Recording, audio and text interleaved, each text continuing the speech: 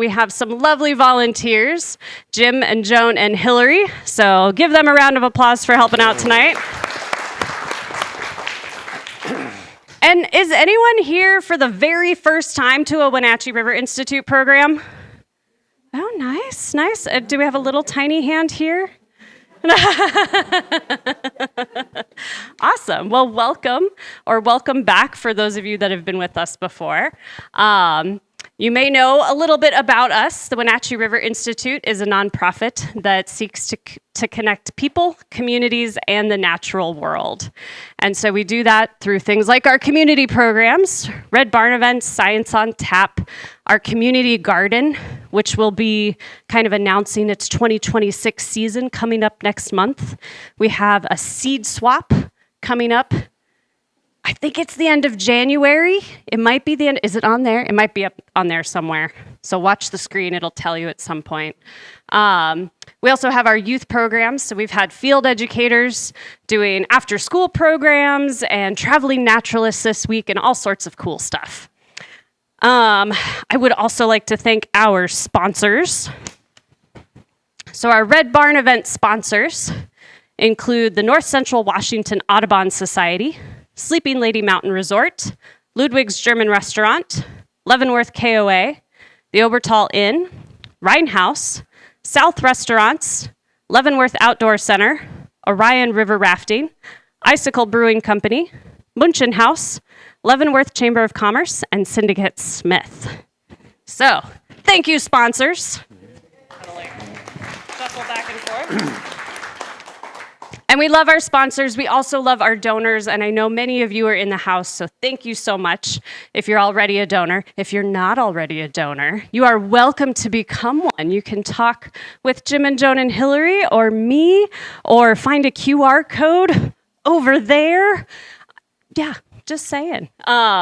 We did just have a fantastic end of year donor response. And so if you haven't seen us freezing for a reason with our polar plunge, check out our Instagram and you'll see our staff all jump in the Wenatchee River.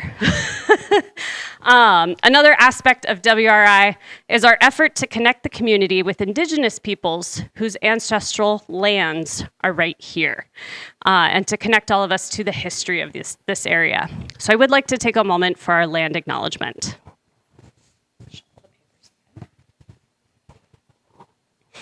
So this land acknowledgement was created alongside the Shimpish-Squashu people. We are spreading the message they wish to be spread to the public. The land Wenatchee River Institute sits on is the ancestral homelands of the Shimpish-Squashu, Pasquosa, or Wenatchee people. The Shimpish-Squashu, meaning people in between, had villages positioned along the Wenatchee River and surrounding areas. Their ancestral homeland extends from the Cascade Ridge throughout what is now known as the Wenatchee and Okanagan Valleys. The culture and economy of the Shimpish-Squashu people centers on taking care of the land. They hunt, fish, gather roots and berries, basket-making materials, and medicines. The Shimpish-Squashu are named within the Yakima Treaty of 1855. Language to establish the Wenatchee Reservation was never followed through, even with the needed surveying completed. Many Shimpish-Squashu now live on the Colville Reservation, 150 miles northeast of Leavenworth. They were forced off their land here, and the U.S. government moved them to this reservation. The Shimpish-Squashu people are still alive today. They continue to practice their culture, harvest their traditional foods and medicines, and hold their ceremonies passed down from their ancestors. Most people won't see or notice them, but they continue to be on the land they are connected to. Their traditional language is in Hamchin, an interior Salish dialect, and we would like to welcome you all tonight by saying hello in their language, Tilhust. We offer this land acknowledgement, not yet, as the first step to amplifying Indigenous voices and recognizing the harm done to them as a people. We stand as an ally to recognize their connection to the land and their rights to practice their culture on these sacred lands. We encourage all to learn about the Indigenous peoples of the place you now call home. The Wenatchee River Institute is committed to sharing this land acknowledgement and following up with other actions to educate and be respectful. Thank you. And we are so lucky to partner with so many amazing organizations throughout the area that share connection to the land, mission for education and connection. And one of those, of course, is the Washington Native Plant Society. So with that, I would like to welcome Ted Alway. There you go. This Ted Alway's not the speaker tonight. I'm the chair of our chapter of the Washington State Native Plant Society, and we are also very appreciative of this collaboration with WRI. It's made great opportunities for us to get our information out and share it with you. We have a couple upcoming events I want you to be aware of. We have, in addition to this program tonight, we have 2 more upcoming. 3 weeks tonight, February 5th, at the Wenatchee Valley Museum and Cultural Center, we have a speaker addressing, flora of the far northeastern corner of the state. Our speaker, Elliot Robeson, is coming from Spokane, where he is the incoming chair of the Northeast chapter of the Washington Native Plant Society.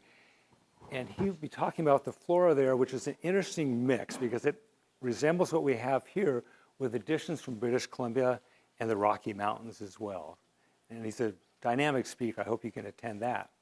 And then on March 19th, in this very same location, we are having a presentation entitled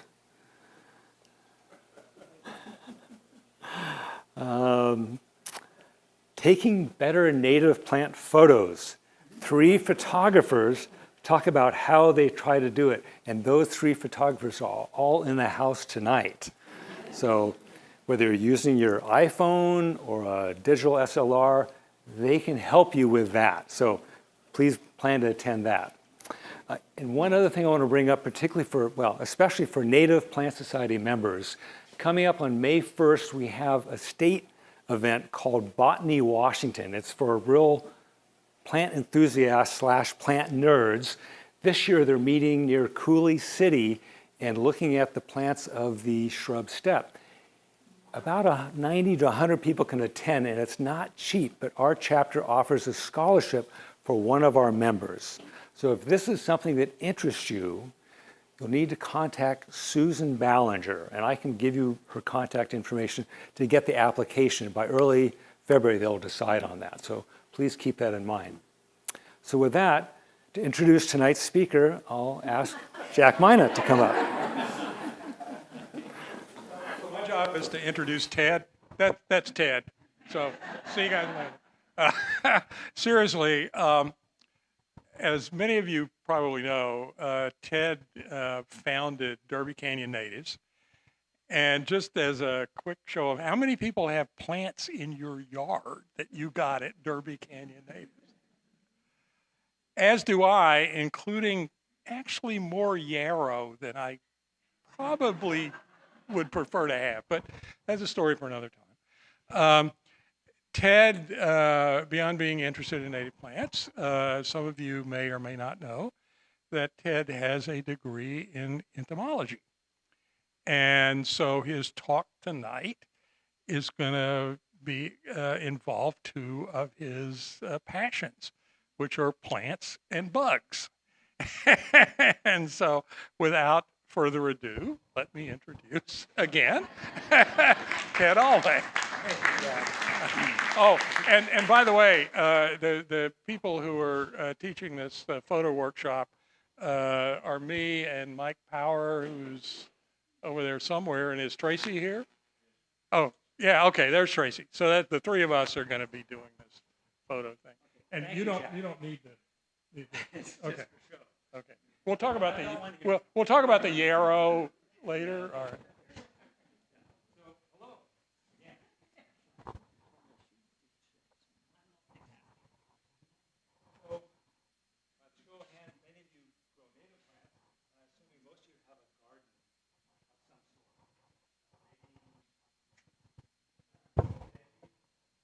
In containers, it may be in the ground, you may have annuals, perennials, shrubs, you may have grass and shade trees, and these gardens are a great source of pleasure for us. You may be growing things that you're very proud of, and perhaps some things that you're less proud of. But all in all, gardening is a real pleasure for us. Likewise, where we live, There's wonderful natural areas that give us great pleasure, whether you're up in the mountains or out in the shrub steppe or places in between and closer to home. We're fortunate to live in this area. And for almost all gardeners in this area, I think I can say that our gardens are not part of the ecosystem around here. The reason being that most gardens here don't contain native plants. Well, why would they contain native plants? We have our own purposes for gardening. It may be flower production, fruit production, a place to play. That's all perfectly fine. But native plants are the basis of our ecosystems here. They're the organisms that captures the sun's energy and returns it to the earth through the wonders of photosynthesis. And our native plants co-evolve with native fauna, particularly arthropods, including insects. And those little things are what make available to the rest of the ecosystem the goodies that the plants produce. You're not required to grow native plants, but consider this. You've seen headlines like this, that ecosystems around the country, really around the world, are under stress. They're declining, they're being degraded. It may be through development, it may be pollution, it may be invasive species. There's many reasons, and the overarching thing would be climate change. Insects are declining, birds are declining. There's stressed environments there. Well, then consider this. In the United States, there are over 135 million acres of residential landscapes. These are owned by individuals, owned by families. These are not municipal acreage. This is not business acreage. People, to a great extent, control these landscapes. Well, then imagine then if some of those people took some of their landscapes and included native plants.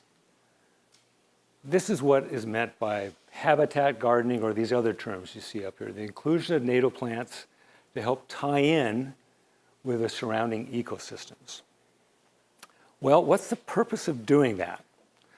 I want to focus on two particular things that you can accomplish by growing native plants. And one is caterpillars.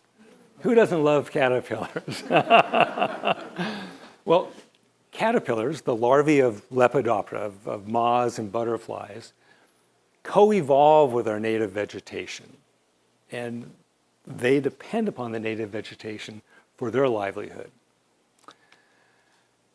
Plants from, back up a little bit, plants from elsewhere, as we'll get into, ornamental plants that we grow, vegetables that we grow, don't have that same relationship and cannot sustain our native caterpillars. And why are caterpillars important? Well, they are the premier package of protein and fats. They're just packed with energy.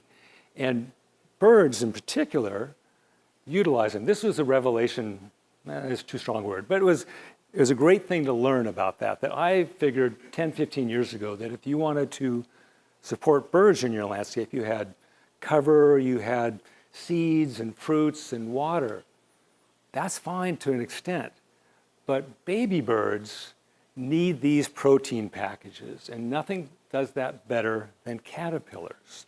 Whether you're a waxwing eating fruit or a finch eating seeds or a omnivore like jays and robins, you need these protein packages. And not just birds, but really they are the main way that we can get those plant goodies out to non-herbivorous animals, whether it's skunks or lizards or snakes. Any part of the fauna that's native to this area needs this sort of food. Plants introduced from elsewhere, our ornamentals, they co-evolved with their own suite of native insects. And those insects develop methods or means to overcome those plants' defenses. If we bring a rhododendron from China or other ornamentals here, our native fauna cannot utilize that. They may not even recognize that as a food source.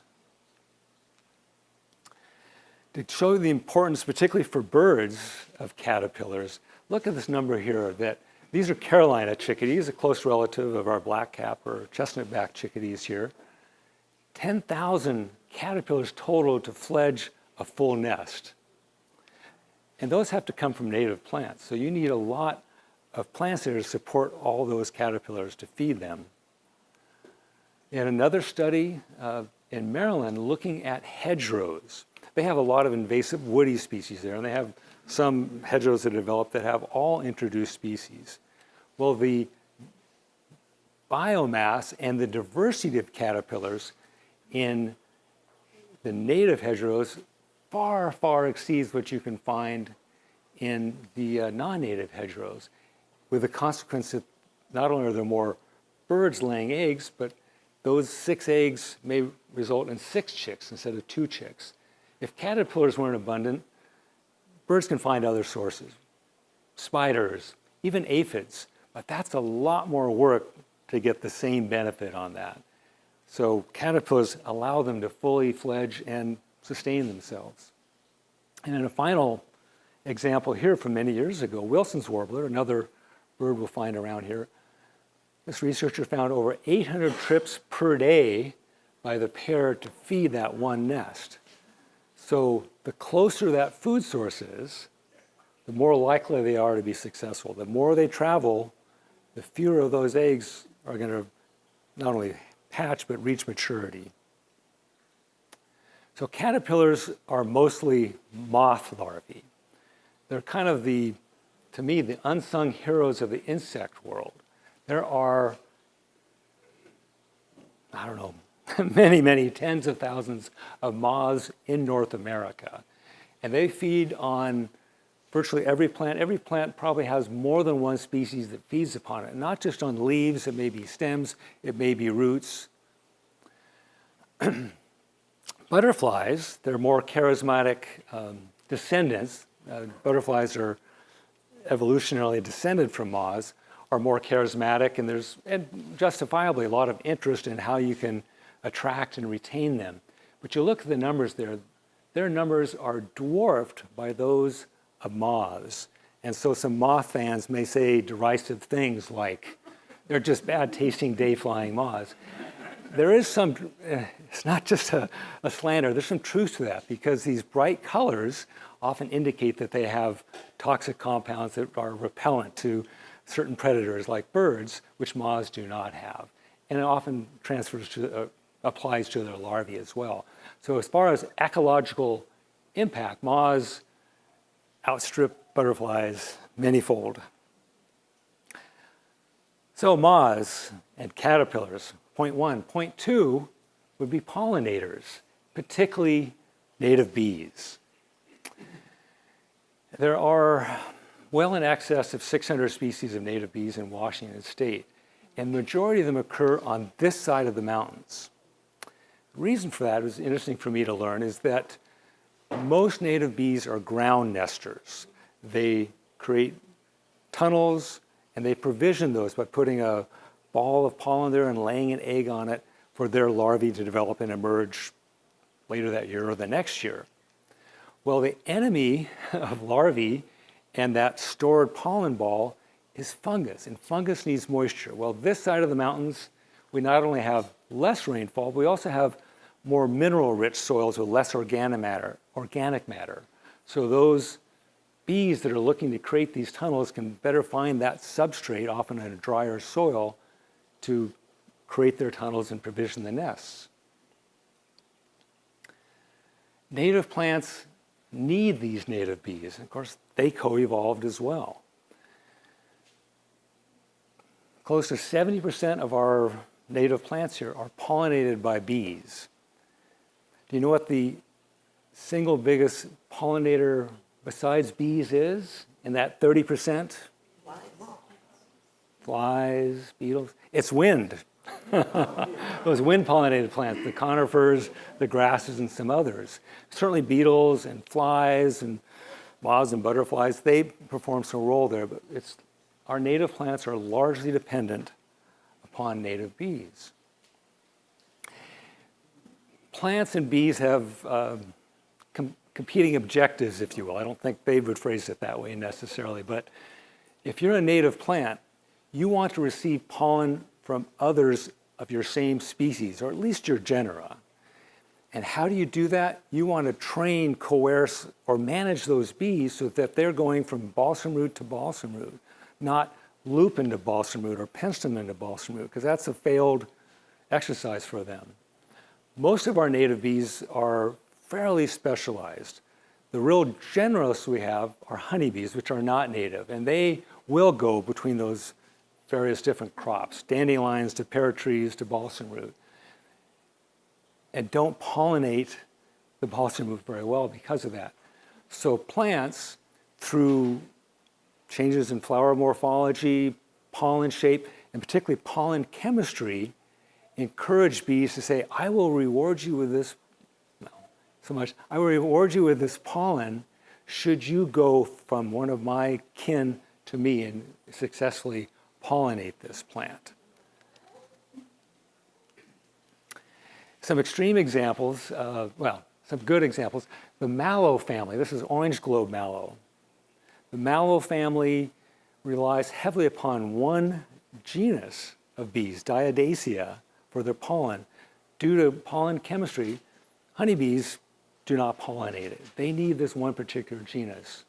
And common Clarkian annual that you'll find, at least up in the canyons in this area, has an unusual shaped pollen that's largely triangular, and certain bees have learned how to gather that and transfer it, and they get to use that pollen, whereas other bees don't know what to do with it. Just examples of how over time they've evolved to select for specific pollinators. Well, native bee, thank you. I got it earlier. I forgot about it. One pause here. I used to give 30 or 40 talks a year when I worked for WSU Cooperative Extension. That was some years ago, and with time, the voice isn't as strong as it used to be. I used to say, oh, who needs microphones? Well, I do. So bear with me, keep down the side chatter so you can hear me. Let's see, what was I? Here we are. Okay, yeah. Native plants need the bees, and native bees need native plants. Our native bees, in some areas, over half of them are pollen specialists, where they only gather pollen from a particular genera or complex of genera of plants, or sometimes even a certain limited species within a particular genus out there. They're that specialized. The pollen that they're gathering has the nutritional content that they need to successfully rear their young. And that's the result of those many, many eons of evolution. Non-native plants, like we grow in our gardens, are visited by bees, but mostly it's generalists, with honeybees being the social bees that are the most general. Bumblebees are fairly general. They can go to a lot of different sources there, but many bees cannot do that. Nectaring is one thing. Particularly plants in the mint family and others have ready nectar available, often of a high sugar content, so you'll see bees visiting that. But to complete their life cycle, they need pollen, and non-native plants do not provide that. So, to help out our ecosystems, particularly our caterpillars and our pollinators, which allow our ecosystems to exist, what do? We plant native plants. Well, there's lots of native plants out there, and we're fortunate in this area to have a wonderful native plant nursery that provides regionally appropriate native plants. But all native plants don't have the same impact, so to speak. You have a limited acreage. If you want to get the biggest bang for your buck, so to speak, how do you choose them? Well, there's a concept that particularly came out of the Midwest and East, keystone plants, those that have a disproportionate benefit, particularly looking at pollinators and caterpillars. Doctors, I think I referred to them there, Doug Tallamy and Dr. Desiree Narango from New England and Delaware, respectively, have worked together and put out publications looking at keystone plants. And in the East, there's a lot of emphasis on oaks. That is the keystone plant, and there's lots of different oaks there as well. In addition, the eastern black cherry and their host of willows they have back there provide a disproportionate benefit for pollinators and caterpillars? Well, we're here in central Washington. We do have oaks, particularly in Yakima and Kittitas County with a pocket Yakima and Klickitat counties with a little pocket in Kittitas County. But they don't play a major role in our environments and their interaction with insects. In fact, central Washington is probably too broad a term because we have a lot of diverse habitats here. And if you could break it into two groups, I'd say the east slope of the Cascades, areas like Winthrop or Clay Elm, Leavenworth, and the Columbia Basin, Wenatchee and Quincy and Ellensburg, Yakima. Different flora there, different fauna there, different insects.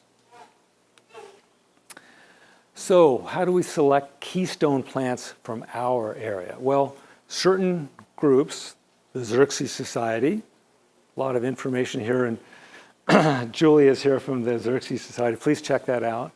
The National Wildlife Federation, bee researchers with the WSDA and others are working to identify what are plants that provide this great benefit.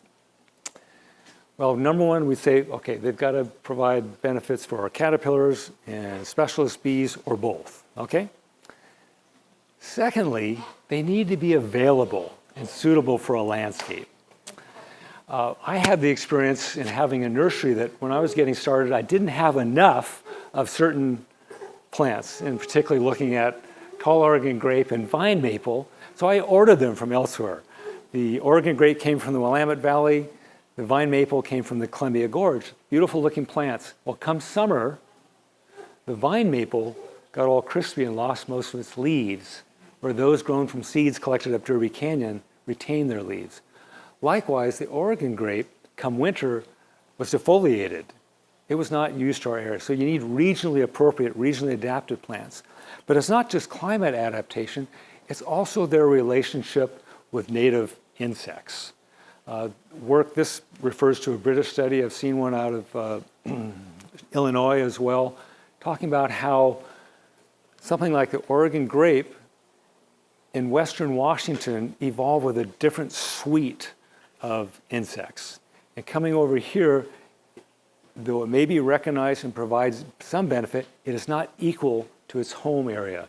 Our insects may have different compounds in there which limit feeding, or in some cases, the chemicals which they use to find and be attracted by those plants have changed such that they don't even recognize it as a food source.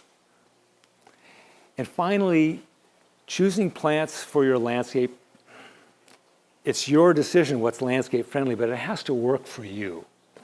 Now, cottonwood is probably the premier plant as far as supporting native insects, native birds, native fish, and more. It's a wonderful resource.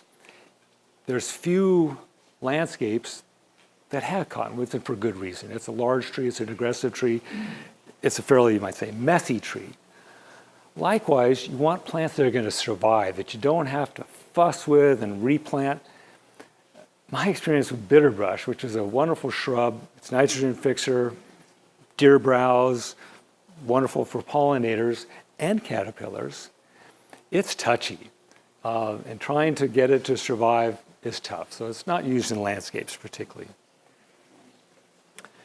So let's talk about particular plants. Well, when it comes to caterpillars, the trees have the biggest impact. Some of them are probably too large, and we've mentioned cottonwoods, there's aspen up here. Again, not really landscape trees. Our native alder and birch also host quite a range of native caterpillars, as do some conifers, with ponderosa pine being a focus of the information we have. On Julie's table, there's information related to plants and insects, including we received our chapter from the National Wildlife Federation, quite a bit of information about insects and plants for East Cascadia. So be sure to check that out. Well, if we can get somewhat smaller, we can find other woody plants that can be suitable.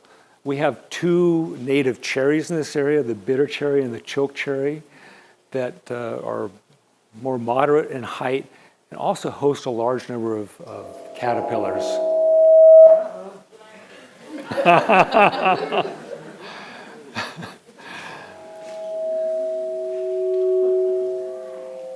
Okay.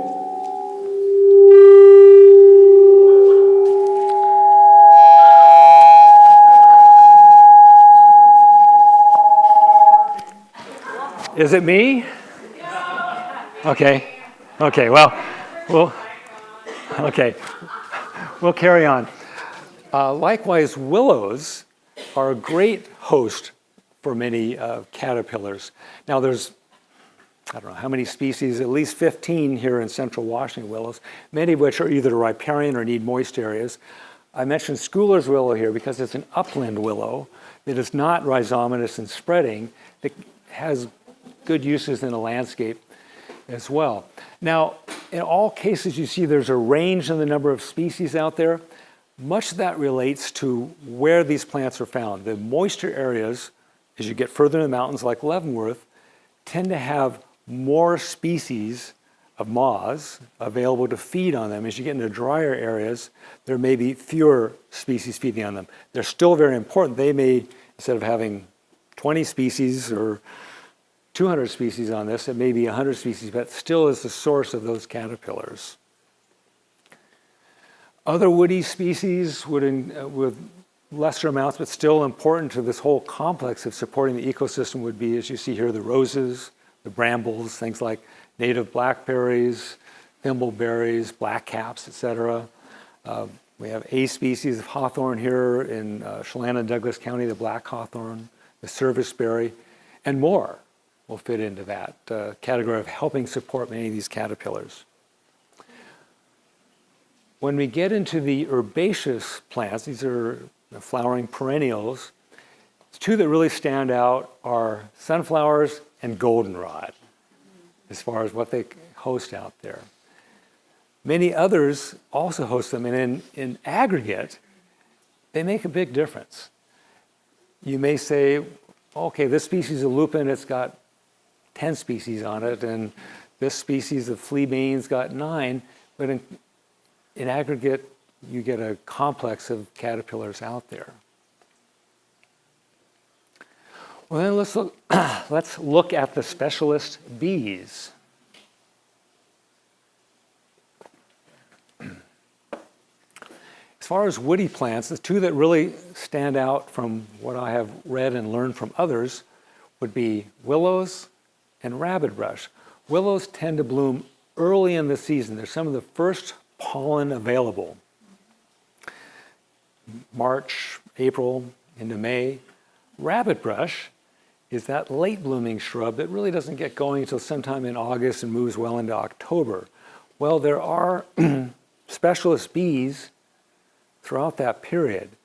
And these specialist bees, one thing to be aware of them is many times the adults live for just a matter of weeks. They emerge, they mate, they create their nest in whatever form it is, provision it, and they're gone. So they need that pollen source and that particular pollen source at that time. One challenge that's coming up is with climate change, there's a growing asynchrony between the emergence of species of bees and the flowering period of these natives. Now, many specialist bees may be able to gather pollen from, say, a range in the aster family.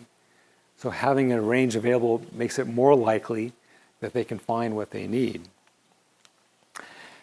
For wildflowers, for the herbaceous perennials, again, goldenrod and sunflowers really stand out as far as being relied upon by many specialist bees.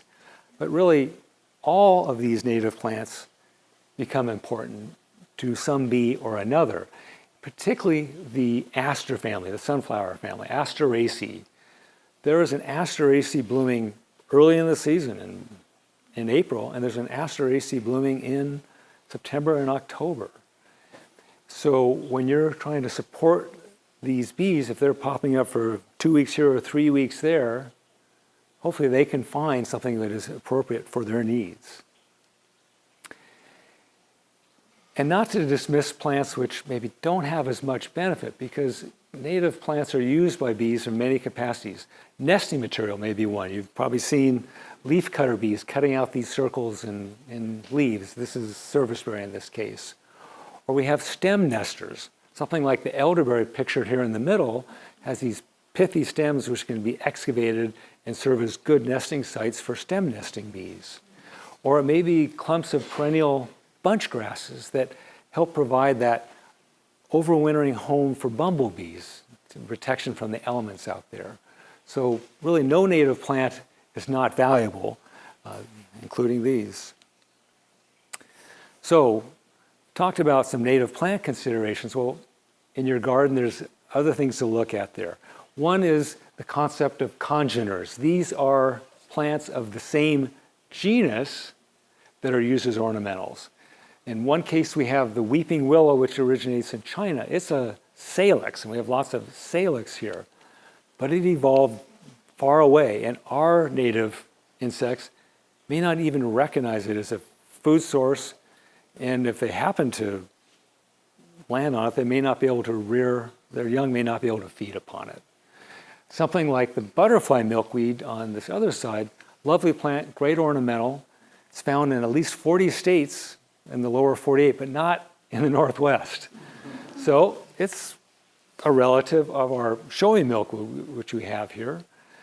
Certainly monarchs, which are few, but exist around here, can nectar on it, and their larvae can feed on it, but others, perhaps not to the extent of showy milkweed.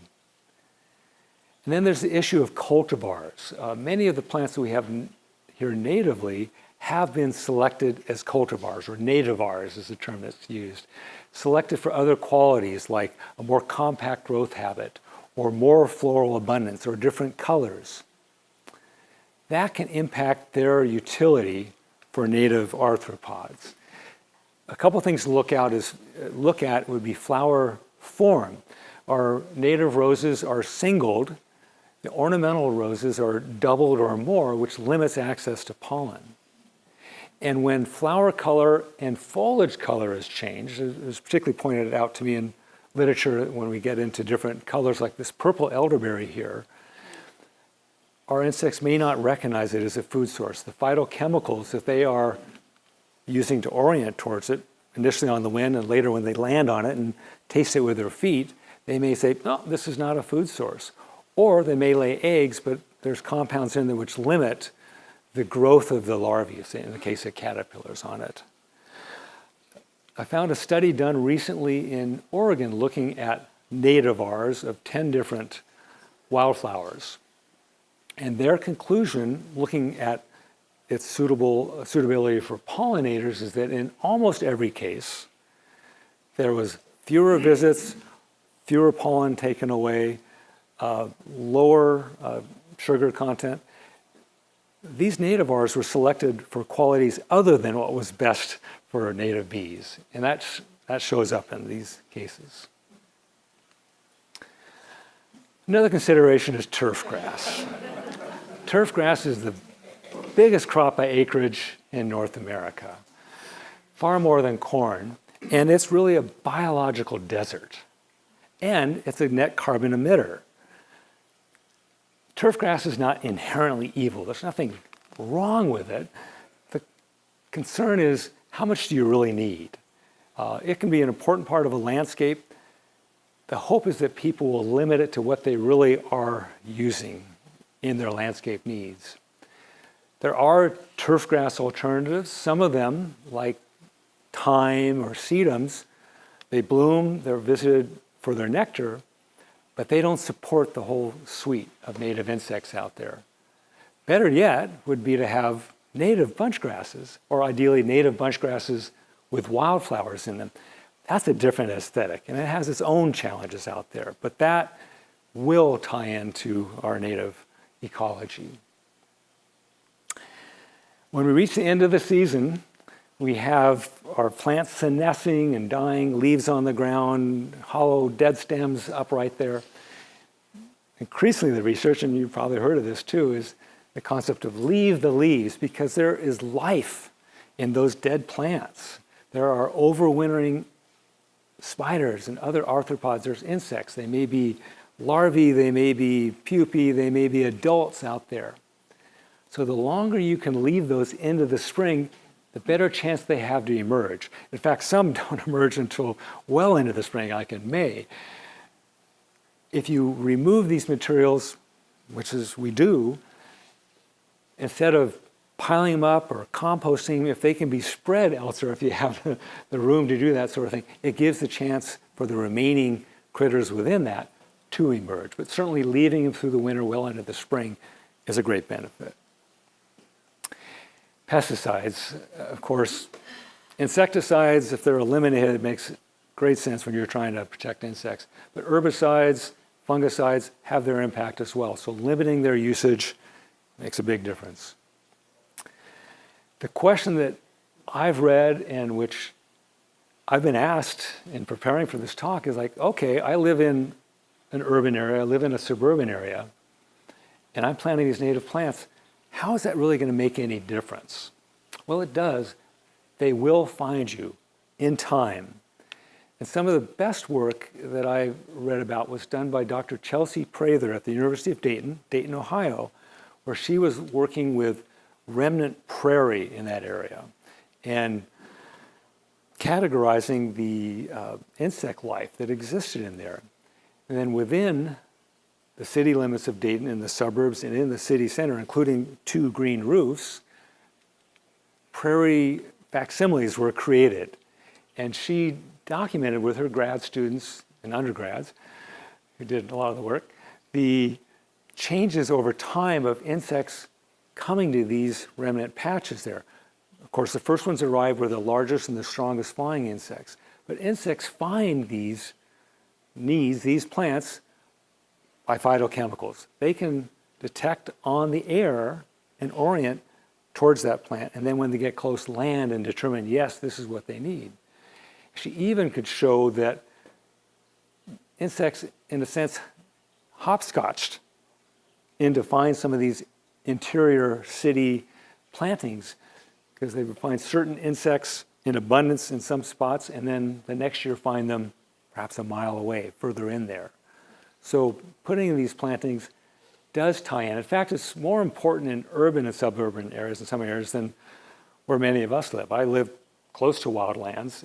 I can provide some impact, but I have wildlands that are doing this as well. So it's the city and suburban dwellers that can have even a more significant impact. I had experience with this in Derby Canyon Natives.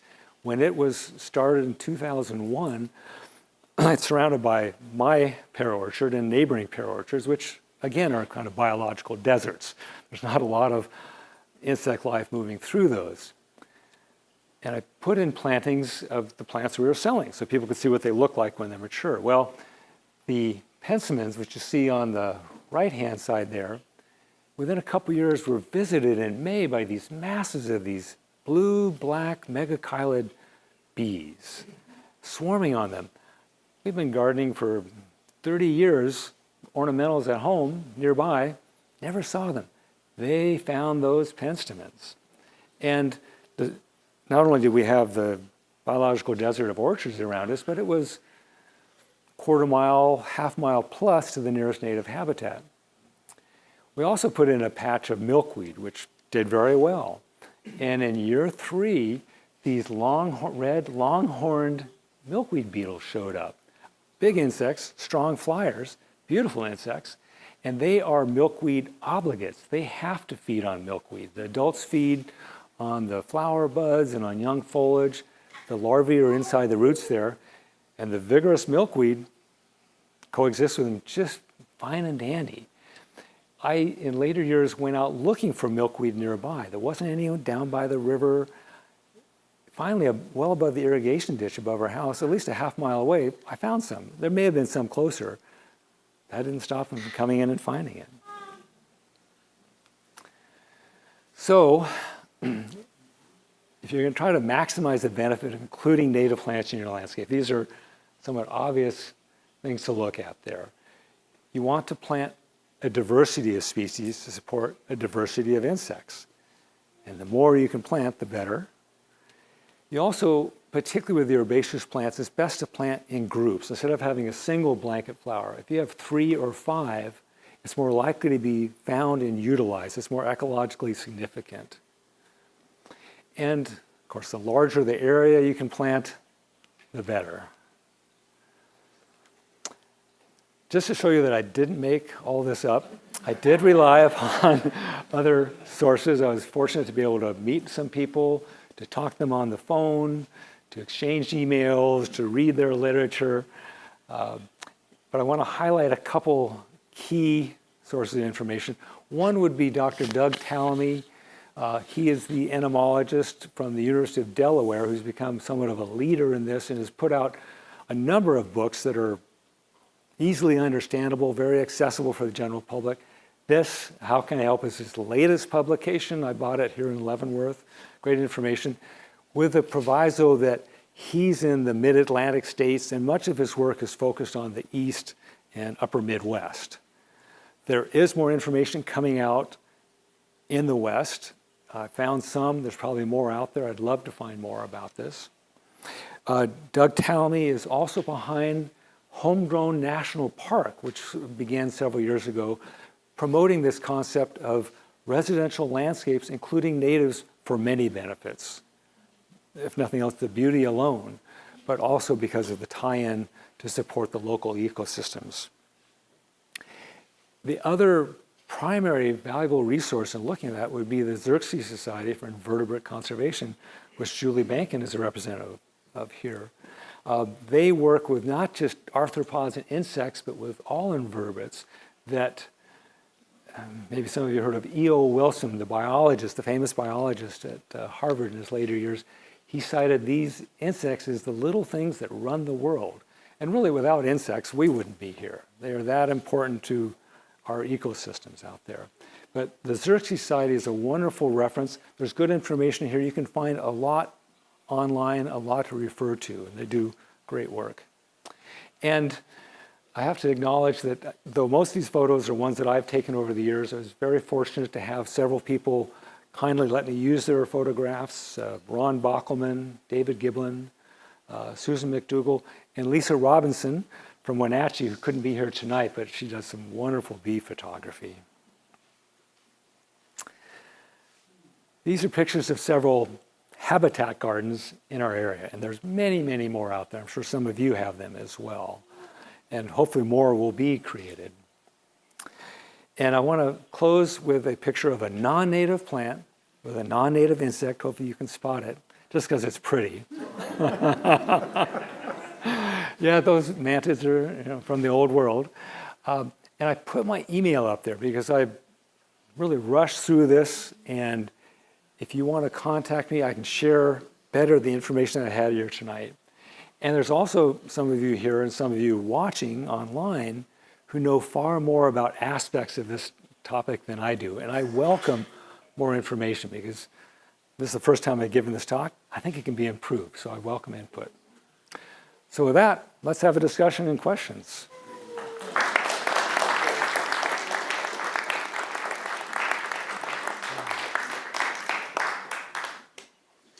Comment about the nativars, because in my own garden, when I first moved to Wenatchee, I got some clearance yarrow, the colored ones, at Fred Meyer for 99 cents, and they are growing next to showy milkweed and competing very well. And what I've noticed is that I don't have a comparison with native yarrow, but they are also magnets for insects, and as ladybugs seem to reproduce on them. So that is one that I'm comfortable using because I'm like, oh yeah, it works. Yeah. Good to know. Thank you.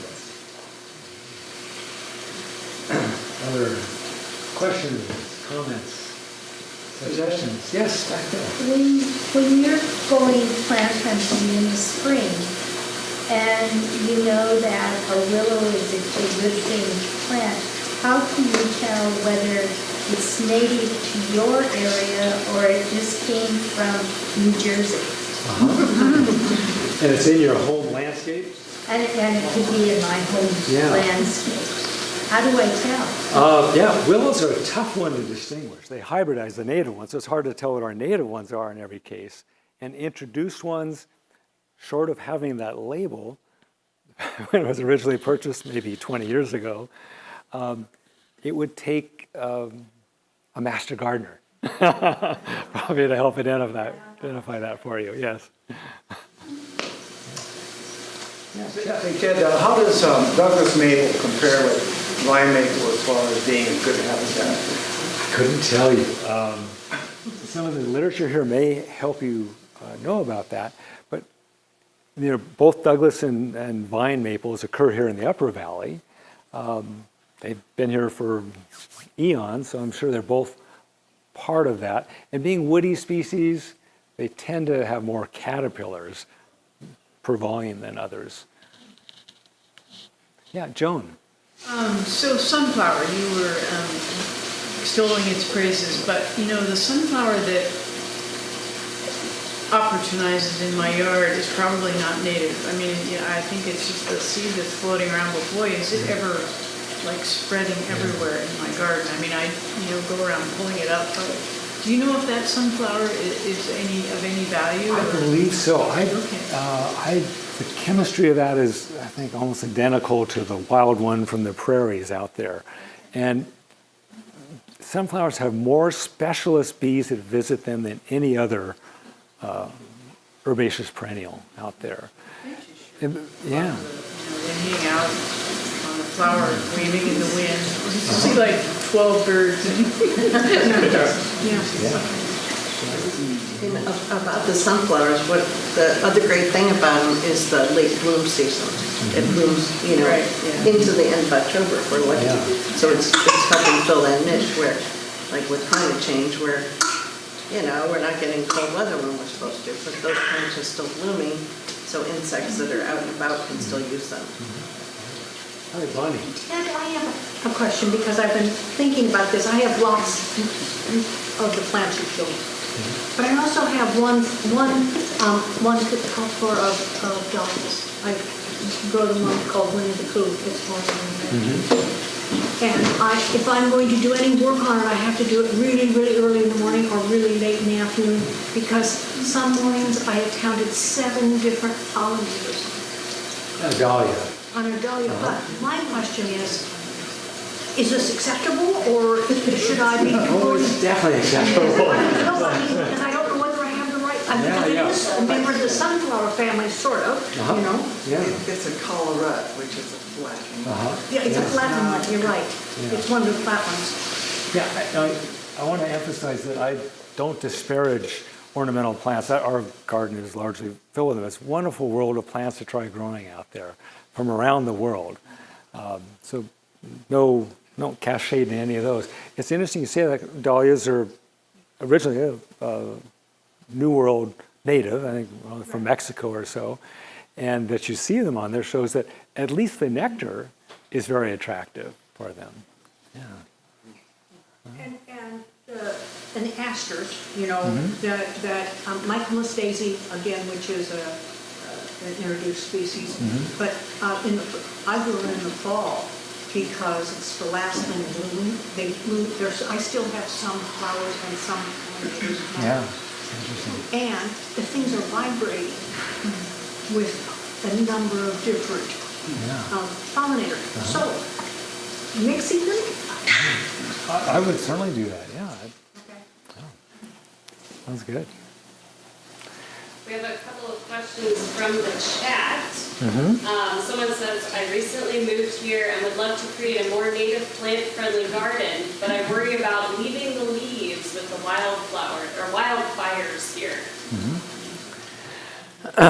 One comment I make on that is the leaves, we're usually looking at fall into winter, which is not a particular wildflower season. So certainly, like we have pines, thick pine needles down there, very flammable material. You don't want that present during that period when wildfires can occur, which could be as early as April, well into the fall. But more broadleaf plants in the winter, I wouldn't have any concern then. But, yeah. Someone was also asking, they said, I was curious if anyone has a native bunch grass recommendation for the lower valley. You know, to begin with, I just suggest checking the Derby Canyon natives, because not only does Mel sell native grass seed, but she knows the native grasses very well, having worked with them for many years on that. Depending what you're wanting, there's actually kind of quasi-lawn equivalents you can get using native grasses, and you can have other grasses that do very well as far as taking over without irrigation other areas in your landscape. Yeah. Yes, Martha. Well, Ted, you know, I'm kind of a policy wonk person. I think about homeowners associations who say thou shalt have a weed-free lawn, and thou shalt cut all your shrubs, and thou shalt not have anything that looks too messy. And I even think of the PUD who we think knows this stuff and then goes and mows down all the milkweed. What do we, and we have, you know, people like Betsy and Mel and yourself and the Xerxes Society who help spread the word. But what do we do to spread the word and also to change policies, both at things like the private homeowners association level and then at the city, county level to encourage this thing that's healthy for all? Yeah, that's a very good question. You know, that comes up in Doug Tallamy's work quite a bit. How can we organize, how can we educate people of the value of what they're doing? And I think the Xerxes Society as well, because they're encouraging the use of native plants, has good information about how to organize, how to approach the regulators about the benefit of the habitat gardening. I don't have personal experience with that, but there are many people that do encounter that, particularly in urban and suburban areas. So I would look to Homegrown National Park, I would look to Doug Tallamy's work, and I would look to the Xerxes Society for that. Martha, I have a contact in my city of Wenatchee. She was a student, so I can hook you up just to give feedback on that. Okay.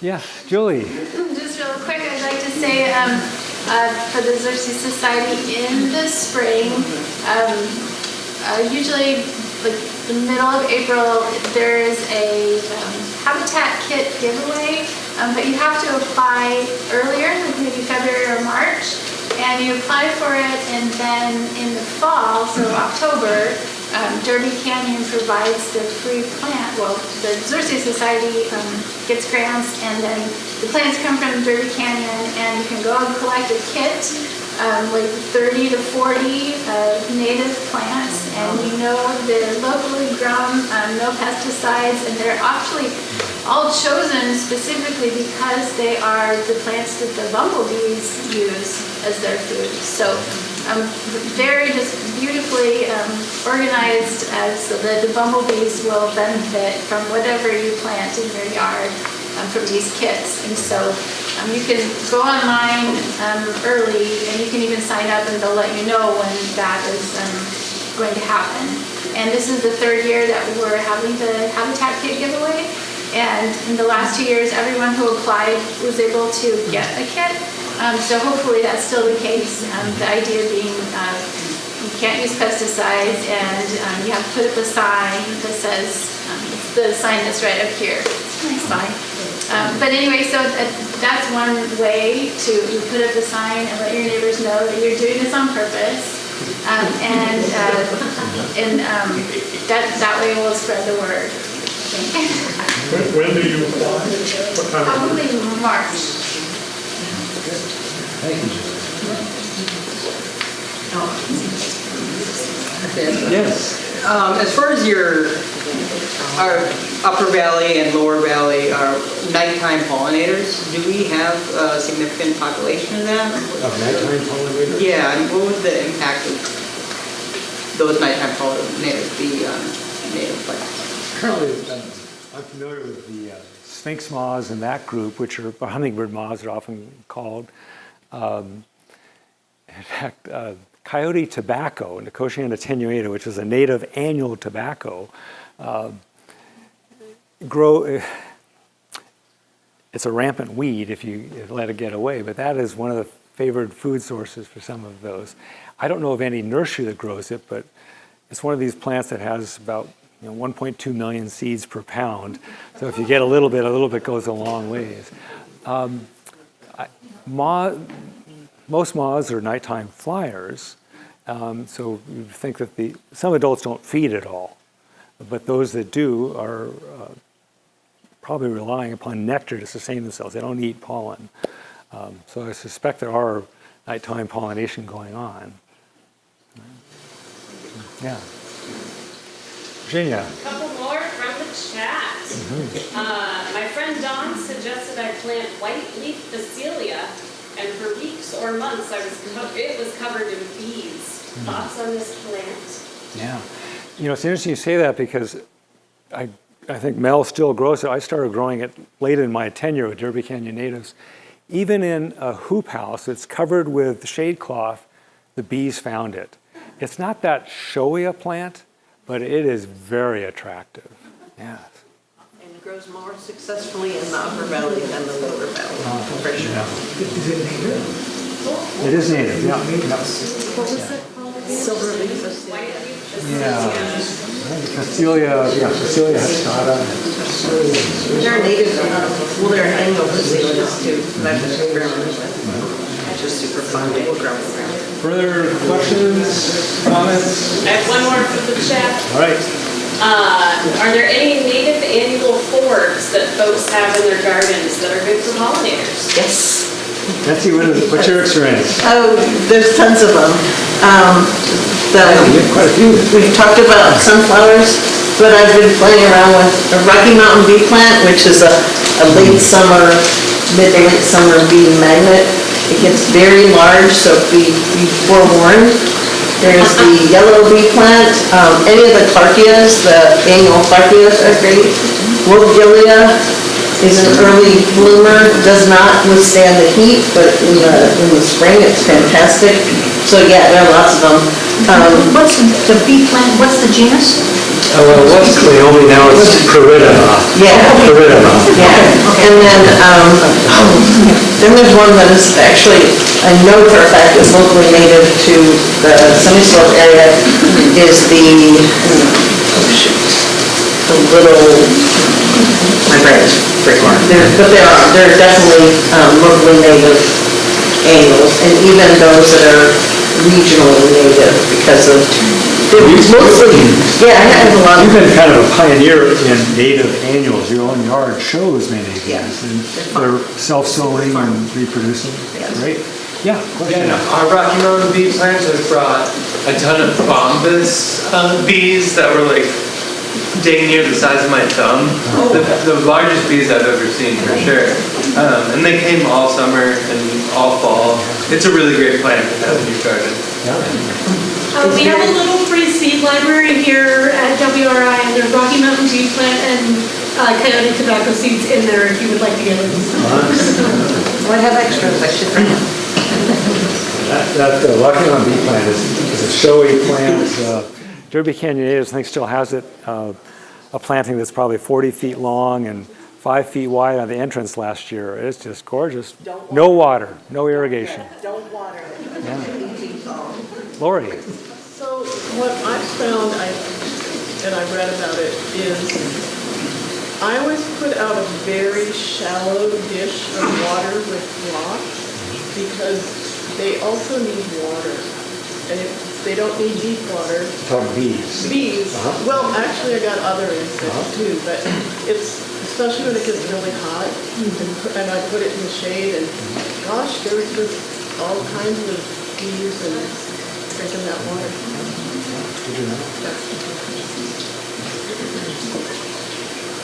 Well, it's getting late. Oh, one more. Clint.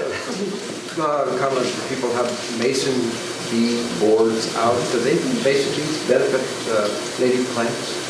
They do. I mean, they're native. I mean, if they're colonizing your tubes, wherever you're providing, they're certainly coming from around here. Osmia is the one dominant genus of them. In fact, those blue-black bees are related to those that were on my penstemons. Yeah. Julie. Hi, yes, Ted, can you recommend some resources for people who are designing gardens so that they get the right plant in the right place? In other words, avoiding those plants, even native plants that can become veggish or spreading gigantically, or, be having rhizomes and so forth that run underground and really take over. Can you suggest some resources? Certainly visiting Derby Canyon natives, you'd see examples of these and get some information there, but there's probably a world of online resources. Betsy, can you recommend any? I'm actually teaching a class starting, it's going to be the 24th and the 31st. It's like 10 hours total, 9 or 10 hours, and it's focused on designing a sustainable landscape. Is that Wenatchee Valley College? Betsy Dudash. Okay. Yeah. It's Wenatchee Valley College? the continuing education. As of this morning, there are only 8 students in it, and I think we had it set for 15 to 16. It'll be the third time I'm teaching it, so you'll learn a lot of what Ted talked about caterpillars especially. I'm obsessed with caterpillars. But then, incorporating the design and talking about plants. And what you talked about, Ted, is something I put into a chart form. So here's the plant and here's the attributes, the pollen, nectar, seed, all that. So so that's a source. I'd recommend the Xerces Society, but also go to the state Washington Native Plant Society site, because they have links. Native plant gardening is taking off. And they have links to resources for that. And I would go there, and that will open up a world. Go down the rabbit hole. Yeah. Okay, well, let's call that a wrap. Thank you for coming this evening. Thank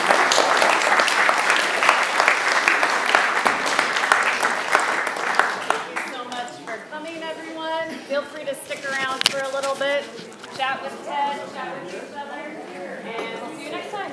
Thank you. Here, Turn that off. okay.